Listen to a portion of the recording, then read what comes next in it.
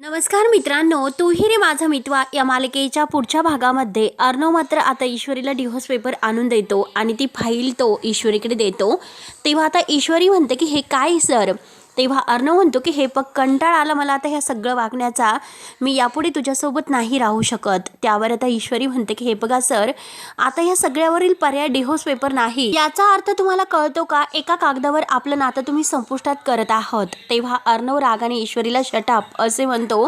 ईश्वरीला खूप वाईट वाटतं। त्यानंतर आता ईश्वरी लगेच आपल्या आईकडे सुप्रियाकडे येते आणि सुप्रियाला सांगत असते की आई, हे पग मी अर्णव सरांचा राग घालवण्यासाठी खूप प्रयत्न करत आहे, परंतु आता ते माझ्याकडे एक बायको म्हणून नाही तर गुन्हेगार म्हणून बघत आहे ग। त्यावर त्या सुप्रिया तिला एक कानमंत्र देते की हे पग इशू ही प्रेमाची लढाई आहे आणि ती तुला प्रेमानेच लढावी लागेल। अर्णवने मी निर्दोष असल्याचे पुरावे मागितलेले आहेत ना, मग मी सगळे काही पुरावे अर्णवला द्यायला तयार आहे आणि सगळे काही मी पुरावे गोळा करेन आणि अर्णवला ते सगळे पुरावे देईल। तेव्हा आता ईश्वरी आणि आई या दोघींचा एकमेकींच्या हातामध्ये हात असतो। तर आता अर्णवचं मन कसं जिंकायचं आणि अर्णवला सुद्धा आता खऱ्यापर्यंत कसं पोहोचवायचं यासाठी सुप्रियाने ईश्वरीला एक कानमंत्र दिलेला असतो।